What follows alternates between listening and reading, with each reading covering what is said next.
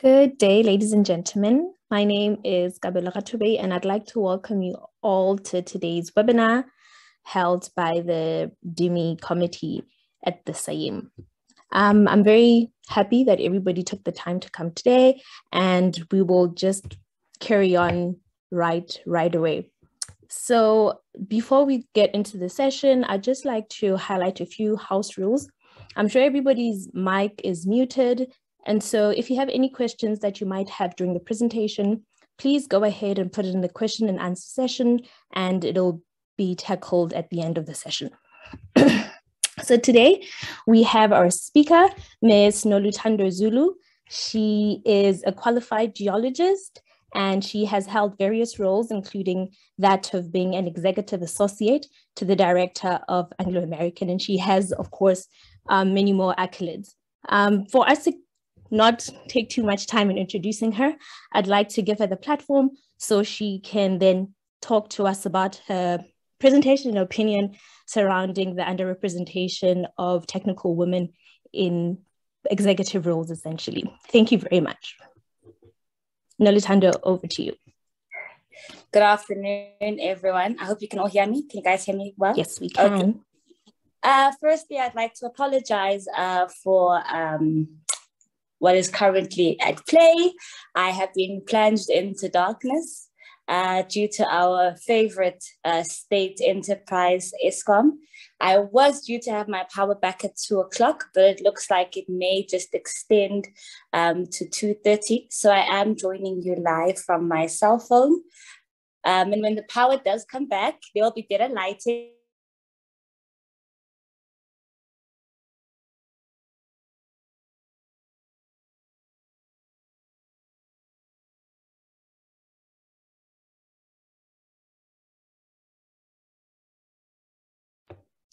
As Lutando was just saying, I think she's having a little bit of technical problems. So would like to extend or ask that you guys bear with us a little bit as she tries and fix her connection so that we can carry on with the session. Thank you very much for understanding.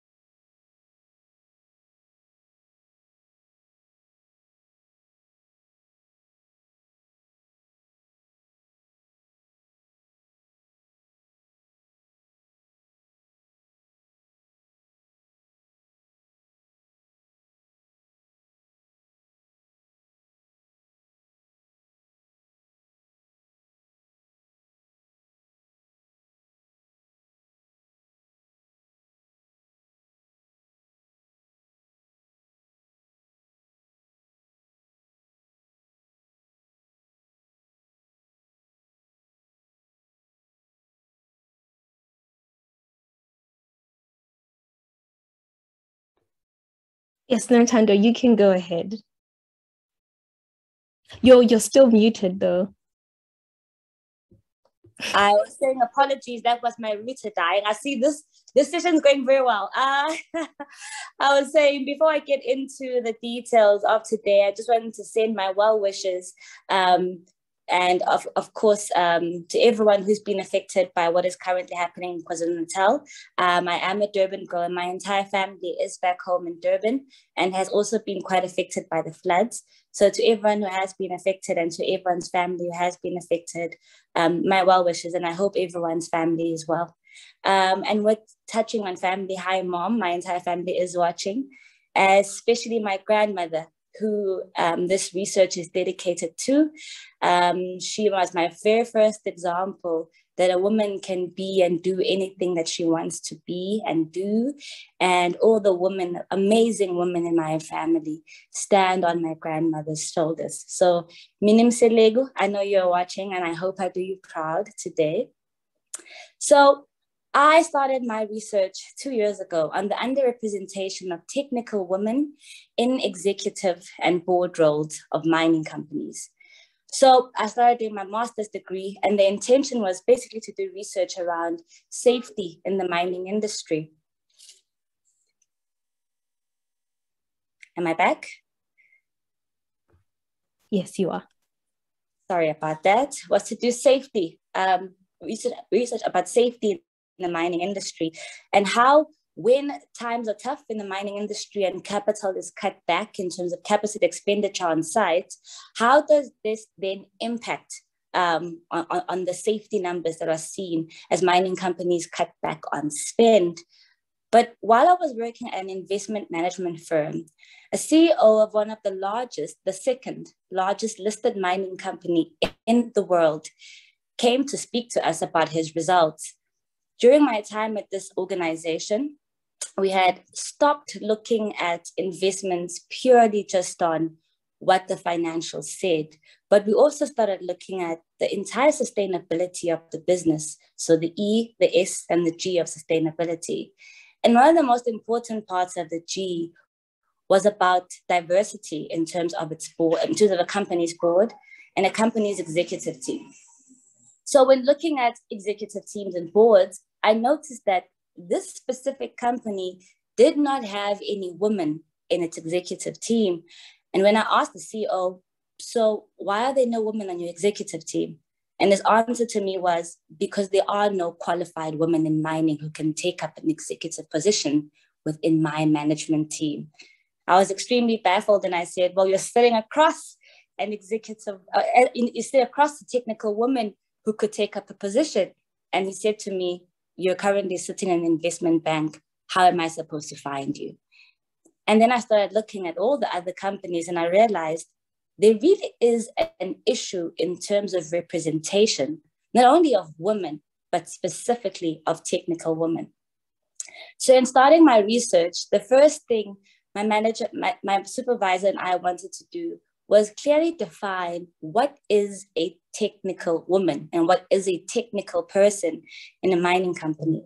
Now, there are many careers that one can take to work in a mining company.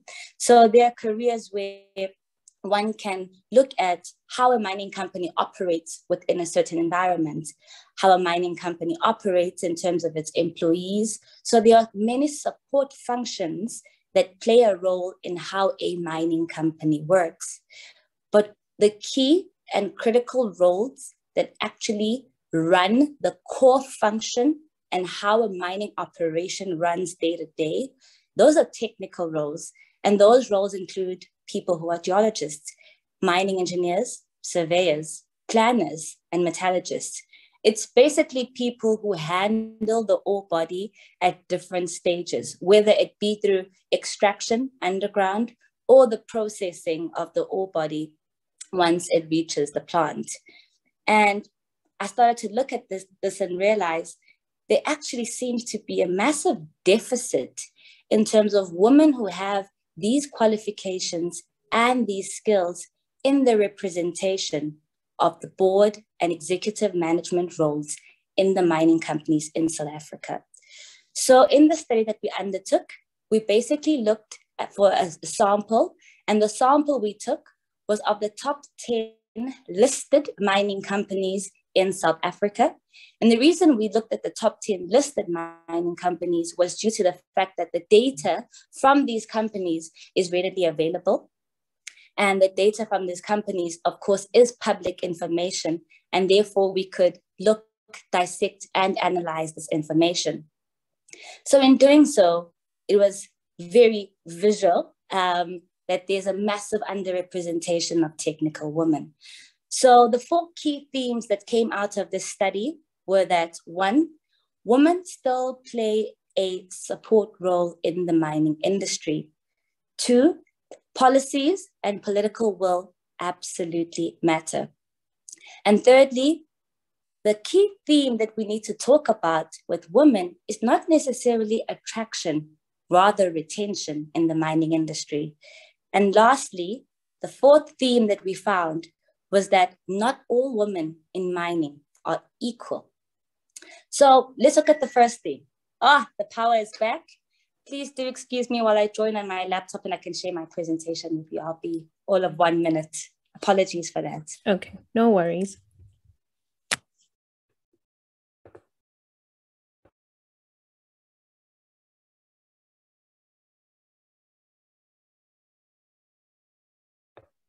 While we wait for Nolutando to sign back in, I'd just like to make a quick reminder that should you have any questions, you're welcome to put them in the Q&A tab at the bottom, on the bottom there, so that we can get to the questions at the end of the session.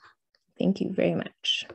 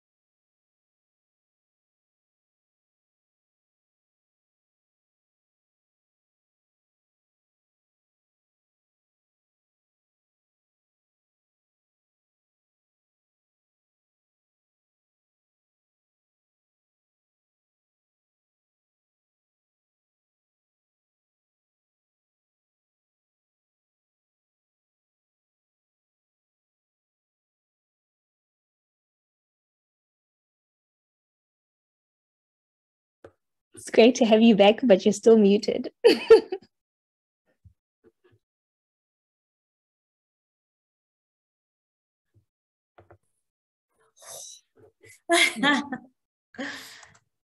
My humble apologies, and I am back. And as Julius Malema says, now we are cruising nicely. I will try and be as fast as possible. I do understand I've taken up a lot of time with the back and forth. So I'm just going to whiz through the first few slides. As mentioned earlier on, looking at the underrepresentation of women in mining. And the key thing I had to ask myself is, why does mining matter in this country? And the truth is, while the industry is not the industry of 1970 or the 1980s, and the contribution of mining is no longer 20% to the GDP, but rather has fallen to between 6 and 7%, it's still a large contributor in terms of taxes to this country, still quite a significant contributor towards our GDP, but most importantly, our industry absorbs a large number of people with low to little skills in terms of qualifications.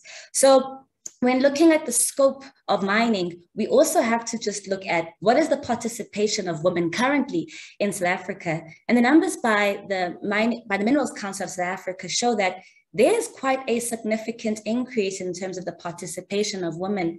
Now, when we look at the participation of women in the different commodities, there's something that I picked up, and the trend that I picked up is that there's a larger representation between 16 to 18% in primarily open cast and open pit operations, that is largely in chrome mining, iron ore, and non-ferrous metals.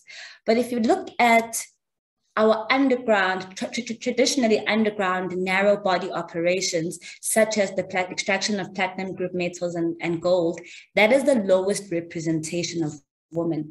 Now, I didn't do a deep dive into this, but it's something that I just wanted to highlight. And of course, you'll notice that the largest number of women representation is in the PGM sector. That is the PGM sector being one of the largest employers within the sector in the country. So we have to look at what are the benefits of having women in management teams. And as you can see, this is quite a disorganized slide. And that's done with intention. I did not want to put the slide up because I, as a woman, do not want to justify my existence. I, as a woman, do not want to justify why I should be included. But I did want to put it in a very disorganized fashion to show that there are many varied reasons of women being included in management teams. Firstly, by having a diversified board, you have diversified and different perspectives and things. It has been proven that boards and executive teams that have, women included, apart from having all male boards, perform better in terms of having higher EBITDA margins, have higher dividends paid out to their shareholders, have higher book values, lower gearing, higher profitability. The list is absolutely endless. And diversity, while in this case talks to the inclusion of women, diversity is also important in terms of race, and also, and most importantly, in terms of age, which we have not seen across the board in many companies, but diversity works. Companies that are diverse have higher innovation, higher return on equity, higher risk management, because the inclusion of different people brings on different perspectives, different views, and that allows the company to perform better. With that being said, with the study that was undertaken, as I had mentioned, we looked at the top 10 largest mining companies, which collectively account for about 4 trillion rand in terms of value. And these companies, as you can see, have a diverse group of metals which they extract. That is diversified minerals all across this country. The first company and the second company primarily work in the coal sector and also have iron ore within their portfolio. You have a PGM, large PGM player in companies E and F, and of course in company G, and then you also have a gold player in company I. But you can see the diversity of the commodities extracted by these companies. It is important to mention, as you can see in the primary listing of these companies, not all these companies have a primary listing in South Africa. Some of them started out in South Africa, but moved out of South Africa as they sold off their operations, such as Company A, but still have a secondary listing in South Africa.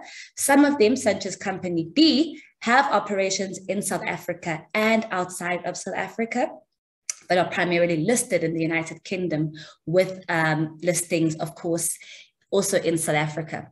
Now, in terms of the participants, as you can see, I try to have quite a diverse age group participating in the study.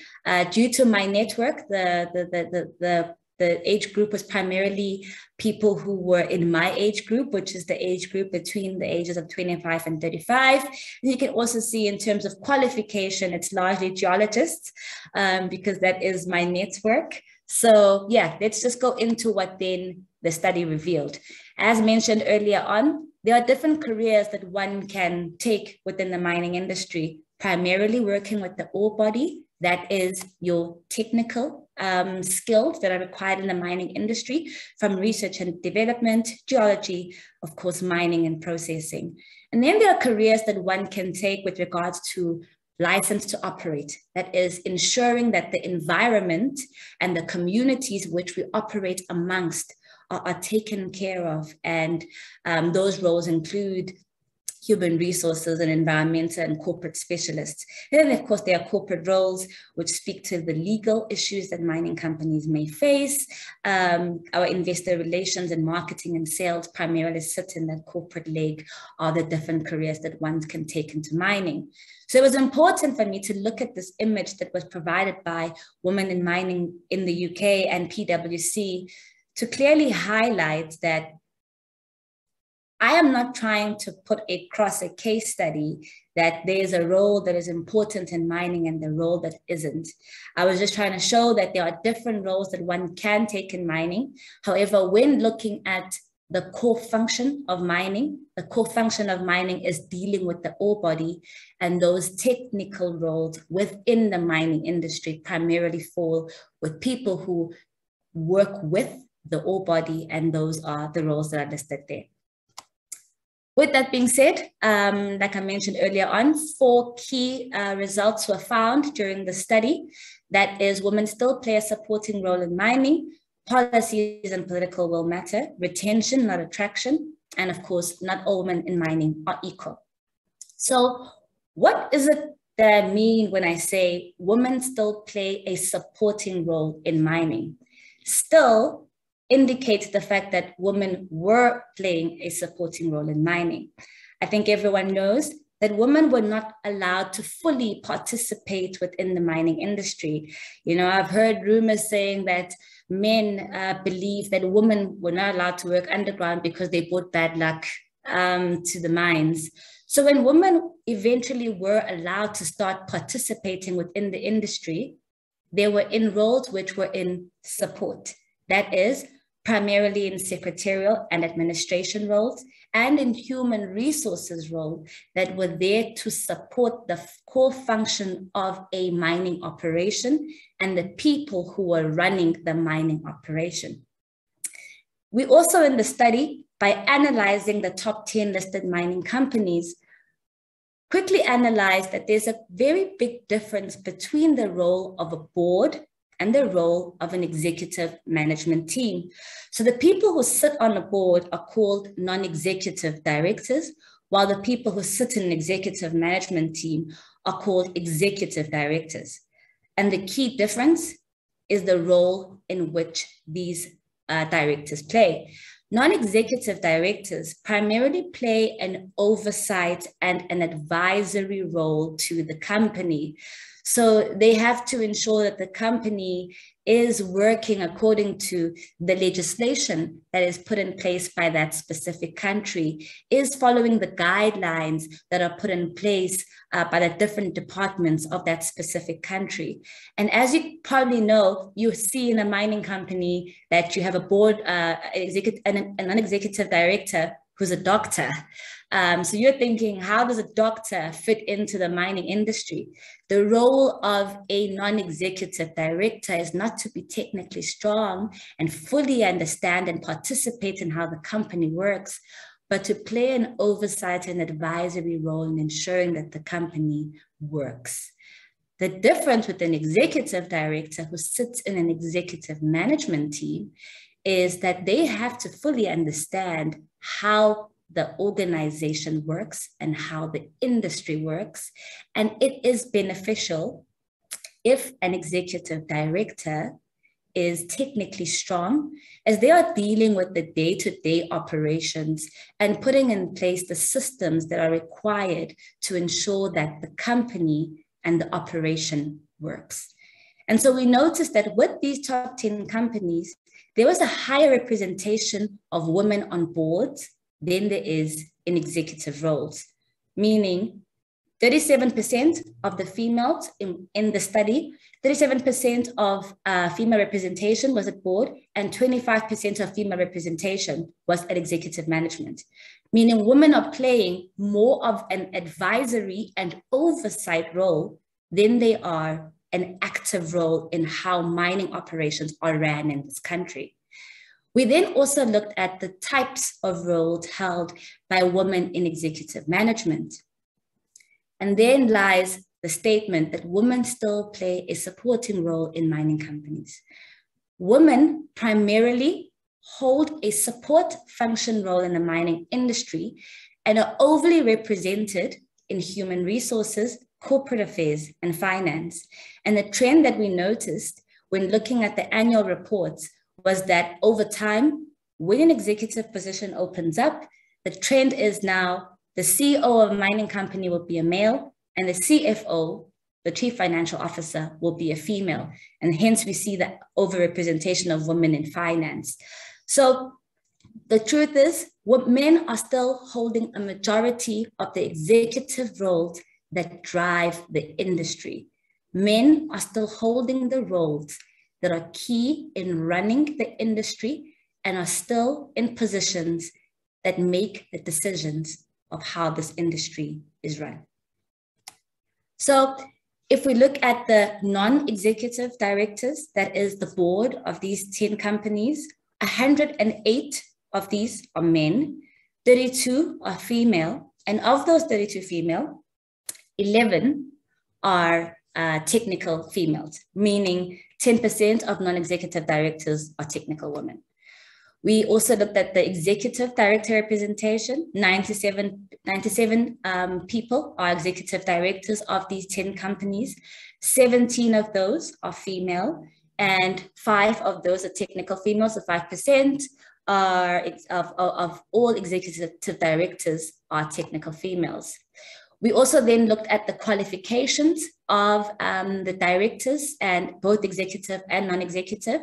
And you can see that there are 2 primary technical degrees that are held by both directors. That is a Bachelor of Science degree and a Bachelor of Engineering degree. And you notice that a large portion of the executive and non-executive directors hold a degree which is not technical. Women who sit in these executive roles and non-executive roles in mining companies primarily hold a Bachelor of Arts qualification and a Bachelor of Commerce qualification. So, like I said, we then deep dived, what is it exactly that women who are sitting on executive management teams, what is it that they do? And we noticed that, so these are the groupings. You have technical females and you have non-technical females, heavily overrepresented in human resources, corporate affairs, and of course, the chief financial officer. So when looking at these technical roles, you see there's 1 woman in each. There's a chief executive officer. I think we all know who that is. Chief geoscientist, the president of operations, chief commercial officer, and a chief technical officer. So this all looks great. At least there's 1 woman in each role. But I think what's significant is that in these roles, 4 of these women, of the 5, sit on Australian operations. Only 1 chief executive officer of the top 10 listed companies in South Africa is a woman, meaning 1 key technical role in executive management in the top 10 mining companies in South Africa is held by 1 woman. With that being said, I do have to admit, and I was pleasantly surprised to know that South Africa is amongst one of the only countries in the world that has legislation that speaks to the inclusion and the advancement of women in the industry. Why is this important? The South African Minerals Act of 1991 legally prohibited women from working underground. And this was repealed in 1996 when the ban was lifted, meaning that if you went to university in 1990 and you got your qualification in mining engineering as a woman, you were not allowed to fully participate in the industry and go underground. You probably had to wait until 1996, and 5 years later, you could fully use your qualification and be underground with your male peers who obviously had a 5-year head start ahead of you. So with that being said, in South Africa, we do have the Mining Charter, which was introduced in 2004. And that speaks to the inclusion of women and speaks to the fact that, you know, a company should have 10% of their total workforce be 10% of women by the year 2009. We also have the Mineral and Petroleum, the MPRDA of 2002, which speaks to historically disadvantaged individuals being included and advanced within the industry. And of course, historically disadvantaged individuals, including women in this regard. So there are many policies and guidelines that not only speak to the industry, but of course speak to the advancement of women in general in corporate spaces in South Africa. So why does policy and political will matter?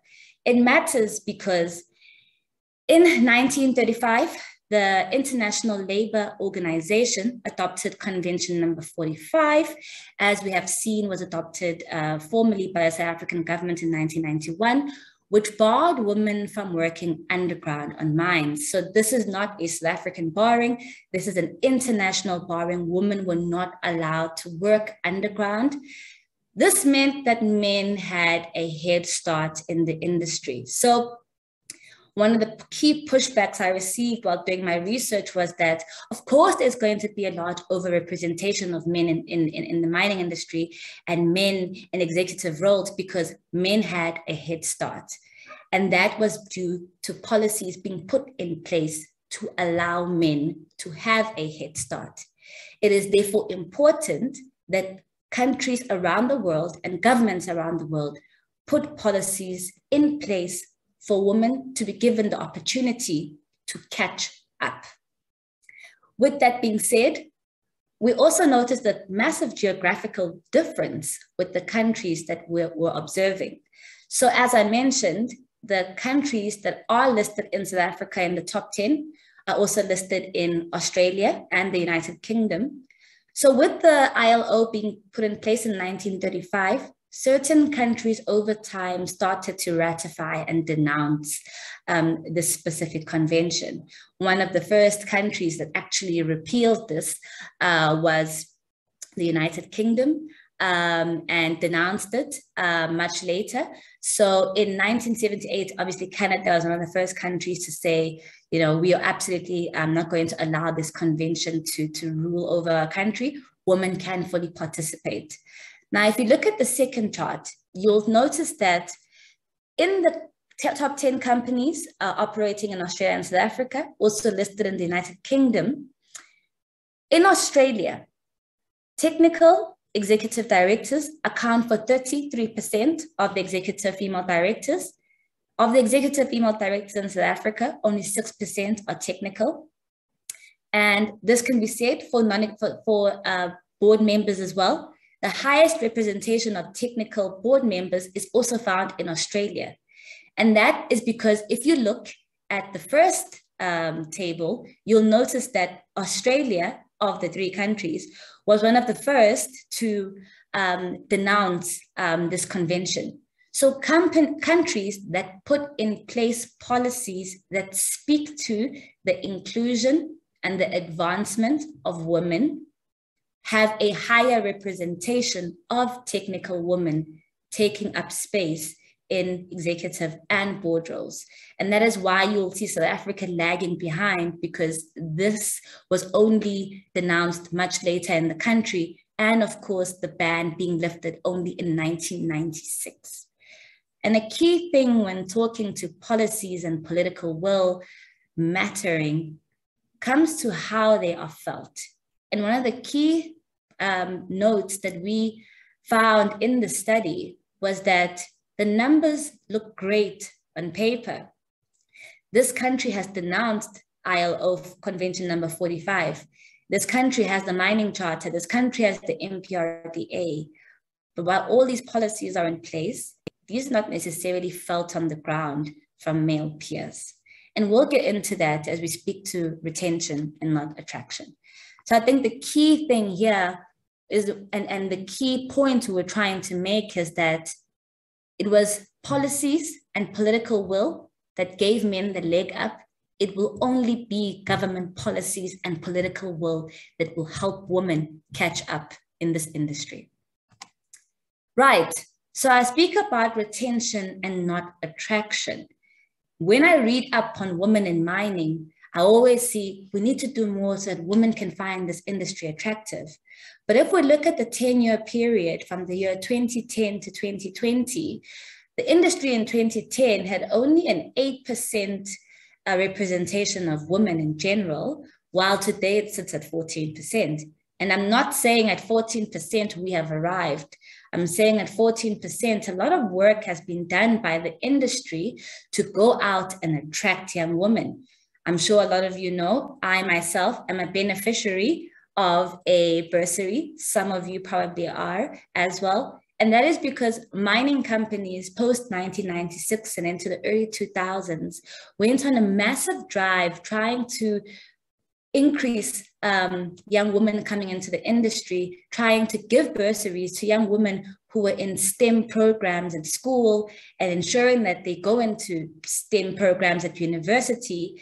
And the attraction and the lure of the bursaries is really what has led for the increase of women in mining, but also the work that mining companies have done in terms of showing that the industry is not a male industry, but an industry for everyone.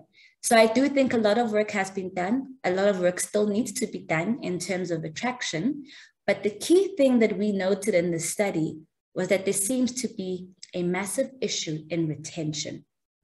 So PwC says in 2010 in their study, they saw that 30% of all graduates who came into mining companies were female. However, when you look at middle management of the same group, it was 10% female representation. That's a 20% loss in a period of 5 to 7 years. So what is happening to these women? Why is the industry struggling in terms of retention? So of the 30 women that we interviewed, we noted that 18 of these women were still in their respective roles, in technical roles in mining companies. 7 had changed sectors, while 5 had changed jobs still within the mining industry, but chose roles that were non-technical. And we're going to speak about that non-technical changing of roles when we speak about the fourth theme, which is not all women in mining are equal. So when we asked the interviewees what roles did they change into, we saw a lot of women went into consulting, investment banking, and I am one of those women who, after a few years underground, I went to my manager and I said, I have learned so much. I have cut my teeth, but I go underground every day and I'm shouted at for being off reef, and I'm taking out this stuff and I don't know where it goes. I have no idea what happens to the rocks once I have blasted them underground. I have no full understanding of the impact that my mining off reef has on this business. Every day I come to work, I open my laptop, I see the share price of the company. Today it's 35 Rand, tomorrow it's 30. I get told the platinum price has gone down, we're not getting our bonus this year. And I don't have a full understanding of how the business of mining works. And my manager looked at me and said, it's not your job to know that, sweetie. Go underground and blast. And the frustration I had from not fully knowing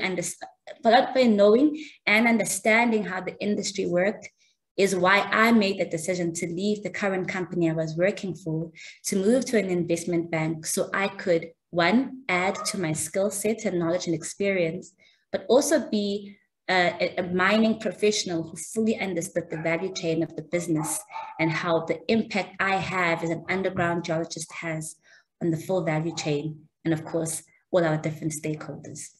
With that being said, I had to then ask all our different interviewees, what are the key reasons that you think that people are moving out of this industry, and the industry has such a massive issue with retention? And the number one theme was systemic bias and the culture that has been created in the industry. And I have a few quotes that you can read here from some of our interviewees, but primarily around behavioral resistance. And that is male colleagues still not being open to having young women and speak to them and work with them and have young females as their managers. Not only is this resistance seen underground, this resistance is also seen in the boardrooms, in planning meetings, when women put up their hands and try and make a point, and they're looked over and the male colleague is asked, what do you think of that? And it is this behavioral resistance and this culture that has been created in the industry that has led to some women saying, I think it's best I leave. And another issue that was raised was the personal life change and lack of support. So as we know, when a woman falls pregnant on a mining operation, if you are working on an open pit or an underground operation, you are no longer allowed to go to the pit and you are no longer allowed to work underground. I remember being on site 10 years ago, and one of my female colleagues fell pregnant, and she was told she can't go underground. And she was like, all right, that's cool. So what am I going to do? And her manager was like, oh, well, I don't know. Go ask the geologist if you can help them log core or something. And that is the lack of organizational support that unfortunately young women face as they start to transition from just being a young woman to being a wife to being a mother. There are no systems that are put in place to ensure that during a woman's pregnancy, this is how we can assist in terms of how we can keep her occupied over the next 9 months. Yes, you can't go underground, but here's an opportunity for you to sit with the planning team and fully understand how the mine is planned. Here's an opportunity for you to go to our corporate office and fully understand and have a bird's eye view of how the different mines work and how the organization works. Here's an opportunity for you to go and study further while you bring this new life into this world. And you hear women saying in these interviews, I've chosen to put having a child off because I know that other women who have had children at the start of their careers in this industry have fallen behind and have not been prioritized in terms of roles because their male managers do not believe that they will focus on the job now that they have a child. But also, some women have said that having a child, becoming a mother, becoming a wife, my priorities just changed. I no longer put my hand up for the project because I wanted to go home early. I wanted to go home and pick up my child. And, these are all the different things because of the lack of support systems that are put in place that have driven some women out of the industry. And of course, one of them being pay parity. I think it is well known in this industry that there's a massive difference in terms of female and male pay. Female and male who are doing the exact same job with the exact same qualifications. Now, this talk of pay parity is quite nuanced, as we know that even within males, there's a difference between what white males are paid and what Black males are paid. There's a difference between what Black males are paid and what white females are paid. And of course, there's a difference between what white females are paid and what white males are paid. And the problem with the pay parity is the entrenching of the systemic biases. Because I earn more than you, I am better than you. Because I am better than you, I can treat you as a person who is less than. And as all this treatment and the inability of some organizations to take away these systemic biases and instill a better corporate culture on mining operations, that women have chosen to leave. A key theme that also came out within this specific theme is the lack of female success. So like one of the interviewees has mentioned, interviewee number 4, I also looked around my industry and realized there are very few women I am reporting to. There are very few women at the top. And the very few women that are at the top are a human resources officer who comes from an investment firm who's got 20 years experience and now is coming onto the mines to help the mining industry with their human resources issues. It's not a female geologist who started off underground like me and didn't have the right sized boots like me and didn't have a team that listened to her like me, asking her questions. How did you do it? How did you get through it? How did you get to the top? What resilience did you have? What systems did you put in place for yourself? What support systems did you also put in place for yourself outside of the industry, outside of work, to be able to fully succeed here? And it is through the lack of female success that there is a lack of mentorship, and most importantly, a lack of sponsorship. And I primarily emphasize that lack of sponsorship because while mentorship is extremely important and is extremely helpful in guiding one, there is nothing more significant than a person mentioning your name in a room full of opportunities. And unfortunately, there is a brotherhood that is formed when a young man comes into the office and his male peers, show him the ropes and then say, you know what, I think John can take that opportunity and run well with that project. There are very few and very little women in those boardrooms that are saying, I think Unoluthando is going to be perfect for this opportunity. And that lack of female success is sometimes why our names are not mentioned there. There's also a lack of exposure and opportunities, and that speaks to, again, the brotherhood angle of men like men, and men give men opportunities. And I don't want to blanket the statement and say men only give men opportunities. Men mostly give men opportunities. In my 10-year career in the mining industry, it has been men that have opened up opportunities for me. With that being said, some women have mentioned that their male peers have a lot more gusto and put their hands up a lot more for opportunities, while they sometimes struggle and think, I'm not ready yet. Let me just wait a little while until I can put my hand up for that opportunity. Another theme that came up in terms of retention and not attraction is internal and external advocacy. So I happen to be a member of the Black Business Council, and I also used to be a member of APSIP. And these organizations are not there to speak about the merits of having Black people on your board or having Black people in your executive management teams, which is why I did not want to speak about the benefits of having women on your boards. It's not about me proving and telling you should have Black women. You should want to have Black women because you should want to have diversity. So what these organizations do is that when a position opens up and the CEO of APSA steps down, they say, here's a list of 5 Black candidates.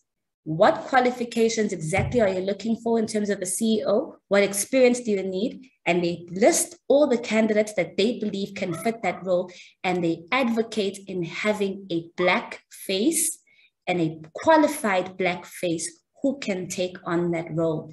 The question is, when a position opens up in an executive team in a mining company, who is advocating for women?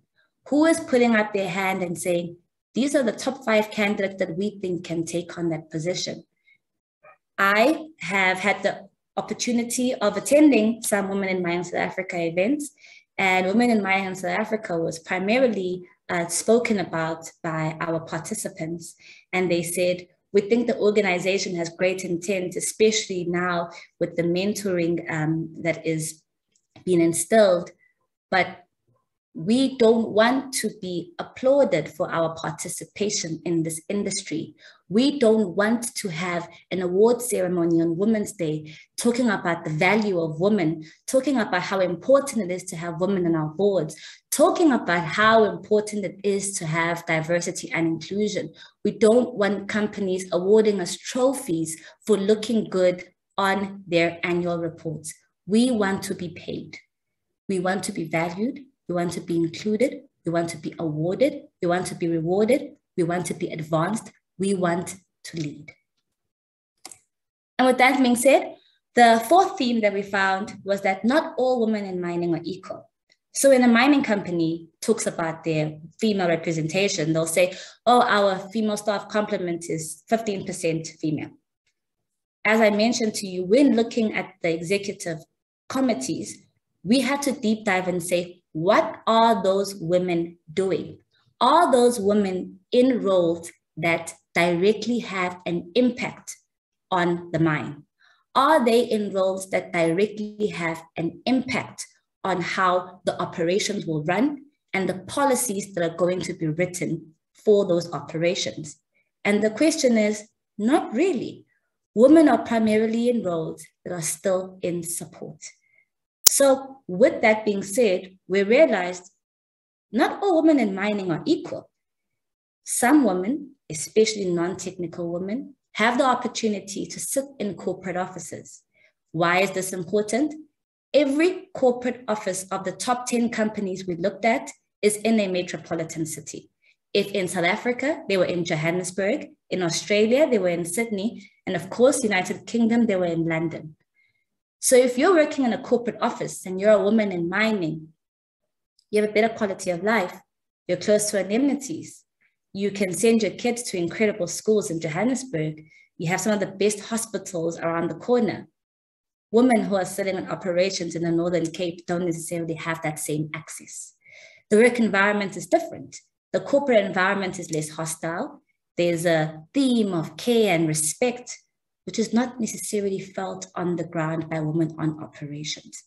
Pregnancy and motherhood, massive difference. Women who are pregnant on an operation cannot fully do their jobs, while women who are sitting in a corporate office have an opportunity to continue with their work as they are not putting their lives or their child's life in danger.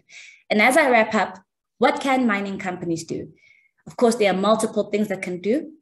Mechanization, digitization, ensuring that they do all the work they can to break down the gender stereotypes that have been entrenched by the industry, largely through pay parity. And of course, companies can promote inclusion and diversity where possible. Ensure that experiences of women on operations and women on the mine and women in corporate offices are similar. It cannot be that a corporate office in Johannesburg has a lactation room from a woman coming back from maternity leave, but a woman on site does not. It cannot be that an office in Johannesburg has a childcare service, but a woman on a site does not. And of course, data monitoring and evaluation systems by the JSE and the DMRE to follow up on the recommendations in terms of the inclusion of women. But most importantly, it is important that women are in the room when we are writing policies that speak to women in mining. That is not about us, without us. And I read a very important quote by a friend of mine, Vanessa Ndebele, an amazing engineer who I respect so much. And the theme of her quote is basically, the mining industry requires you to go above and beyond, and you as a woman have to make the choice.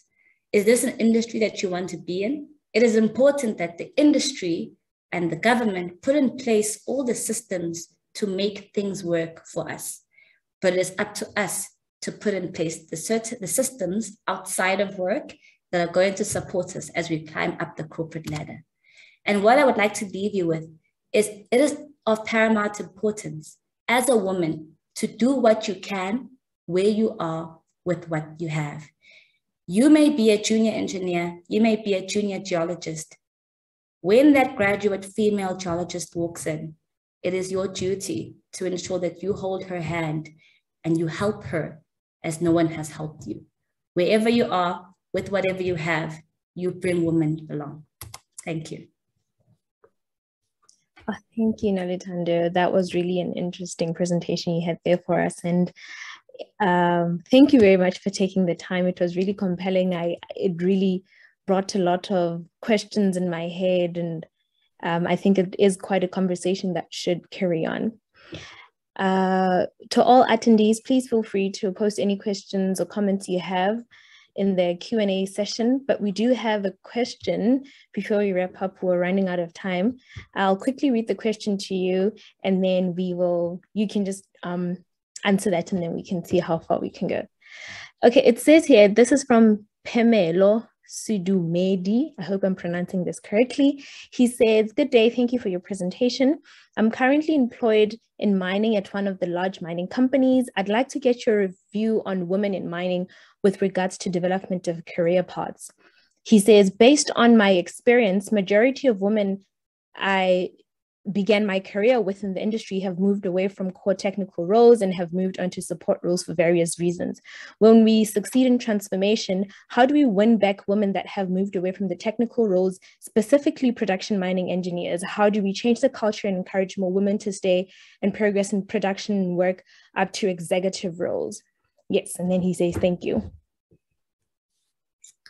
So I can just use myself as an example. Like I mentioned, I was a geologist. I worked underground as a technical female, but I wanted more for my life and I wanted more for my career. Not that being a geologist was not going to provide me with more. I just wanted to have a full understanding of the scope of the industry. But my managers did not allow that. My managers told me, this is your lane, stick to it, don't go outside of this. I moved back into the mining industry 2 years ago, and that's because I was given an opportunity to play. I was given an opportunity to use all the different skills that I had picked up in the 10-year history that I had had. That was my technical experience, my investment banking experience, my asset management experience. And the company that I worked in the past 2 years gave me an opportunity to contribute from a technical perspective, contribute from an investment perspective and say, well, these are the different assets that we would like to look at. How do you, in your technical capacity, view this asset? And how do you, in your investment banking capacity, view this asset? So I think what is important, I do not have all the answers, but I think women need to be listened to. When a woman says, I would like to learn about investor relations and how shareholders view this company, why are we not allowing a woman to do that? So you win back people by allowing them to do in the industry what made them leave and providing the environment that, you know, they walked away from and making that environment better. And that all comes from a corporate culture perspective. How is your corporate putting in the right culture to ensure women want to be there? Okay, thank you very much. And then there's one more in the chat. I think this is more of a comment than there's a question. It says, I had seen those points about women in early 2000 as a student at UJ. What can be done to improve that, improve from that? Yeah, and I think that speaks really to the last slide that I have, which speaks to the industry is changing. I think they in the early 2000s, you know, and which is now 20 years ago, and even further back, the industry has always been known to be deemed a masculine industry and one that requires strength. Due to that, the industry has moved away for cost purposes, has moved away from being a primarily labor-intensive industry. We are now seeing that in the next few years, the next 5 to 10 years, you can be sitting in an office in Sandton operating and blasting a mine. You don't have to be on site anymore. Machine learning is increasing, artificial intelligence is increasing. As mechanization and digitalization increases, we take away what men have used to keep us away from the industry, and that is strength, and that is muscle. It is now dependent on your intelligence and your ability to fully understand and comprehend how this industry works. And you can be anywhere to make a mine work. And I think that is what's going to be the key thing that improves the participation of women and the participation and hopefully the advancement of women, because you will no longer be sitting on a board because you've spent 10 years walking up and down a shaft, but you actually have the mental and technical capacity to be there. Okay, great. I think this is definitely going to be the last question that we're going to take. It says, good day, Thando. Well done for the exceptional presentation. On the back of the vast difference between corporate and operational environments within the industry, operations with legal appointments in the, this is a bit difficult to read, I'll try and read it. Operations with legal appointments in, do we see the possibility of hybrid working conditions to accommodate women in core? Yeah, absolutely. And that speaks to the digitalization of things. But with that being said, I think one of the key things, so I realized that during my talk, I kept saying we, and not I, that the university asked you to say we. My supervisor, Tanya Marshall, by the way, incredible geologist, helped me immensely. So I say we because she has been a great help. I think speaking to the difference between corporate and on-site, it is true and fair that you're never going to have the same working environment in a corporate office in Sandton as you will on an underground mine in Rustenburg. But there are certain things that just do not make sense. And I think something I forgot to mention, which is very, very important, is we do not give the mining industry credit for the work that has been done in the past 10 to 20 years in ensuring that women feel safer on the mine. In my literature review, in articles that were printed in 1995, in 1996, in 2006, in 2016, the key theme that came up was safety. Of all the 30 participants that were in my study, not one participant said the reason why they left the mining industry was safety, which speaks to the fact that systems have been put in place by mining companies to ensure the safety of women. Systems have been put in place by mining companies to ensure the inclusion of women. But bringing women in is not the same as keeping women there. So it cannot be that I, in a corporate office in Sandton, have a baby and have access to a lactation room. I have access to my job by being on Teams. There are just things that are put in place that are very simple to ensure that I do not fall behind, which is why you see in corporate spaces, women in non-technical roles advance a lot faster than women in technical roles. Because the minute I fall pregnant, that's 9 months off, out, gone. I come back, I'm breastfeeding. I still can't go underground. That's 12 months away from what is key to what I have to do to advance. So what else can be done to ensure that during that time, I am not losing out? I am gaining other skill. I am moving towards the target of the CEO role I see myself being in. What development programs are in place for that period? Why do I not have a lactation room? Why do I only have a change room, which is not as dodgy as when I started 10 years ago, but why is there only a change room and not the lactation facilities?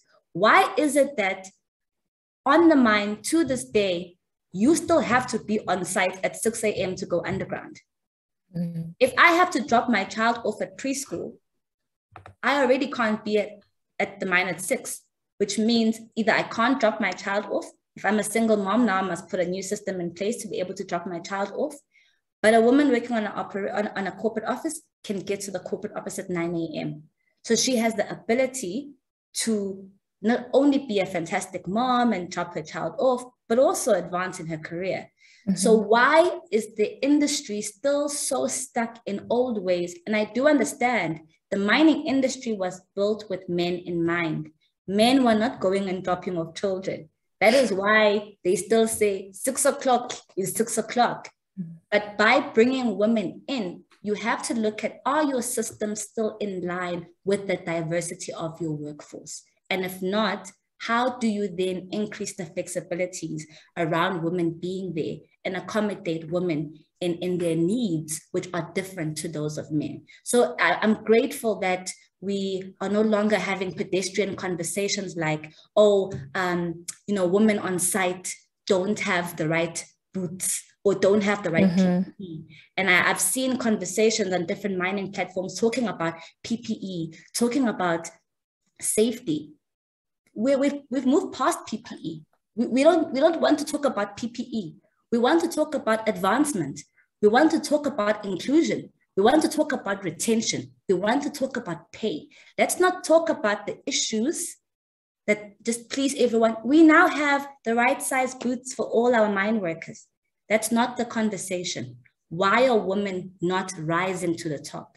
There's a triangle effect. We come in, but we don't rise to the top. It cannot be that in South Africa, the top 10 mining companies, one technical female is at the very top. That means the industry is doing something incredibly wrong because we're having the wrong conversations. Yes, I think it's definitely a conversation that should carry on, and would like to thank you very much for taking the time to kind of start the conversation with all our attendees. I'm pretty sure it's something that will carry on in their social circles, in their corporate circles. And so I think it really is an important conversation that we definitely should carry on. Thank you very much for joining us, Nolithando, and I'd like to thank all the attendees too. We do have a couple of comments that say that the presentation was very insightful and they want to thank you for taking the time. There is a couple of questions. You probably could take a minute or two to type out the conversations, but I think this is the end of our session, and I'd like to thank everyone for availing themselves. So if I may, as I mentioned to you, men played an incredible role in my career. And I think that's why I do not like to make the statement and say men block women or men only support men. I just like to give a shout out to my production manager from Rail Bafokeng Platinum, Chris Seduke. He's here in a time where I was fighting and I was deemed a problem child. He spoke up for me, and he's one of the reasons why I got my first appointment. So this is a great opportunity for me to say thank you to everyone who's contributed to my career.